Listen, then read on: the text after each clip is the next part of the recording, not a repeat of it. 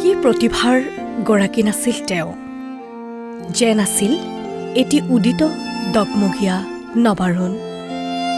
আজি সেই স্নিগ্ধ শীতল কৰি চিৰদিনৰ বাবে শুই পৰিল এটি উজ্জ্বল জেউতি।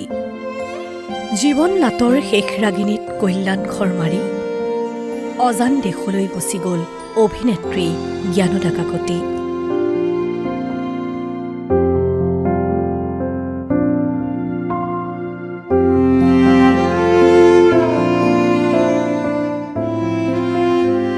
নব্বৈ বছৰ বয়সত অসমৰ সাংস্কৃতিক ক্ষেত্ৰখন উকা কৰি চিৰবিদায় ল'লে জ্ঞানদা কাকতিয়ে।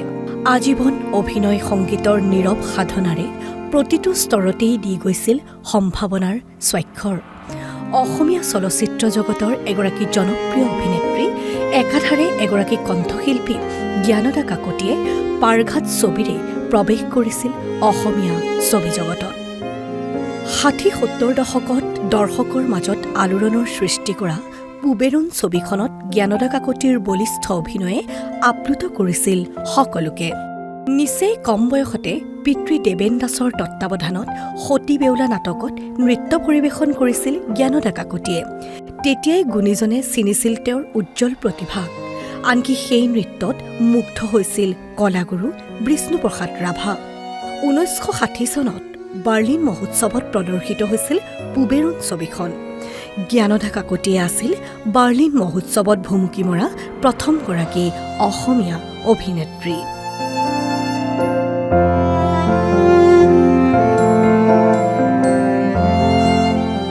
তেতিয়াৰে পৰা কোনোদিন আৰু পাছলৈ ঘূৰি নোচোৱা জ্ঞানদা কাকতিয়ে অভিনয় কৰি গৈছিল পিয়লি ফুকন, সৰাপাত, লখিমী, ৰঙা পুলিচ, চাকনৈয়া, প্ৰথম ৰাগিনী, পুৱতি নিশাৰ সপোন, নৰকাসুৰ, শেষ বিচাৰ আদি বহু ছবিত।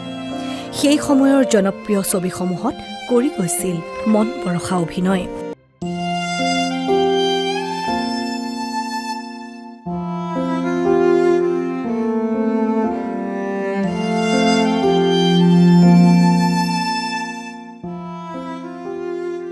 অসমীয়া ছবিৰ উপৰিও বহু বাঙালী ছবিত অভিনয়ৰ সুযোগ লাভ কৰিছিল অভিনেত্ৰী জ্ঞানদা কাকতিয়ে। ইয়াৰ উপৰিও অসম আৰু শ্বিলং আকাশবাণী কেন্দ্ৰত নিয়মীয়া কণ্ঠশিল্পী আছিল জ্ঞানদা কাকতি। তেওঁৰ কণ্ঠতেই বাণীবদ্ধ হৈছিল ঔ বৰ্ণৈ, হিয়াহীনা কবিপ্ৰিয়া, কাষত কলচী হালিজালিৰ দৰে বহু শ্ৰুতিমধুৰ গীত।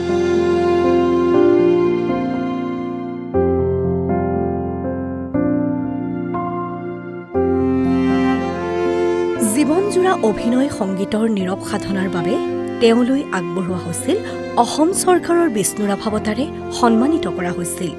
তেওঁলৈ আগবঢ়োৱা হৈছিল আইদেউ সন্ধিকৈ সোঁৱৰণী বঁটা। ৯০ বছৰ বয়সত বাৰ্ধক্যজনিত কাৰণত শ্বিলঙৰ বেথানী চিকিৎসালয়ত জীৱনৰ মেলানি মাগিলে জ্ঞানদা কাকতিয়ে। NB নিউজৰ তৰফৰ পৰাও তেওঁৰ বিদেহী আত্মাৰ সদ্গতিৰ অৰ্থে জনালো একাজলি শ্ৰদ্ধাঞ্জলি।